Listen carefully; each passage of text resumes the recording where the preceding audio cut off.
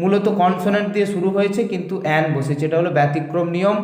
মূলত কনসোনেন্ট দিয়ে শুরু হবে কিন্তু উচ্চারণ যদি ভাওয়েলের মতো হয় তো তখন তার আগে বসাতে হবে কি না অ্যান।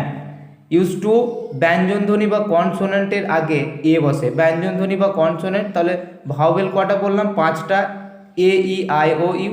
তাহলে এই 5টা বাদে যে 21টা লেটার আছে সেই 21টা লেটার দিয়ে যদি কোনো ওয়ার্ড শুরু হয় তো তার আগে কি বসবে না এ বসবে।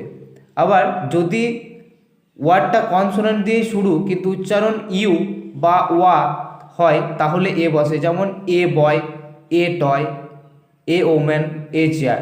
আবার একটু ব্যতিক্রম এখানে, কোনো কোনো ওয়ার্ড ভাওয়েল দিয়ে শুরু কিন্তু উচ্চারণ ইউ বা ওয়া তখন কিন্তু অ্যান হবে না। তাহলে মনে রাখতে হবে যে কোনো কোনো ওয়ার্ড ভাওয়েল দিয়ে শুরু হবে কিন্তু উচ্চারণ ইউ বা ওয়া হলে তখন আমরা অ্যান বসাতে পারবো না, তখন এ হবে। যেমন dash 1 rupee note, 1 rupee note, তাহলে ওয়ানটা কিন্তু এখানে কি না ভাওয়েল, কিন্তু তবুও আমরা ওয়া ভাওয়েল দিয়ে শুরু কিন্তু উচ্চারণ ওয়া, তাহলে 1 রুপি নোট, তাহলে এখানে কিন্তু আমরা অ্যান 1 রুপি নোট করতে পারবো না, তখন আমাদেরকে করতে হবে এ 1 রুপি নোট। এবার কিছু উদাহরণটা দেখলেই বুঝতে পারবে, সমস্ত ডাউট ক্লিয়ার হয়ে যাবে। এক্সাম্পল বলে দেওয়া আছে। এবার কি বলা আছে, দিস ইজ ড্যাশ অ্যাপেল, তাহলে এটা কি, এটা হলো ভাওয়েল, তাহলে অ্যান অ্যাপেল হবে, এখানে লিখতে হবে অ্যান অ্যাপেল। আবার পরেরটা দেওয়া আছে দিস ইজ আউল ড্যাশ আউল, তাহলে ওটা এখানে কি না ওটাও কিন্তু ভাওয়েল, তাহলে এখানে কি হবে অ্যান আউল।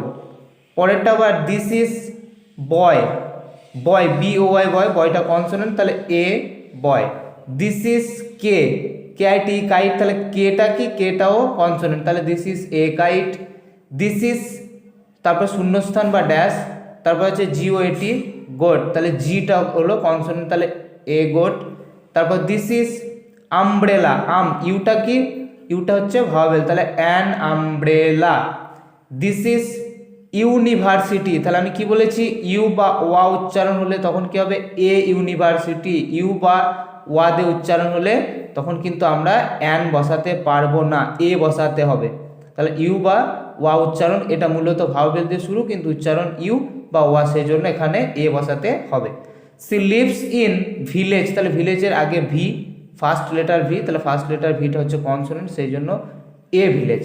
তবে কাউ ইজ ইউজফুল অ্যানিম্যাল, এখানে ইউটা কি ভাওয়েল, তাহলে ইউ উচ্চারণ হলো, তাহলে cow is an useful animal হবে না এ ইউজফুল অ্যানিম্যাল হবে, ইউ দিয়ে যদি উচ্চারণ হয় তাহলে এ হবে, ওয়া দিয়ে উচ্চারণ হলেও কিন্তু হবে cow is a useful animal.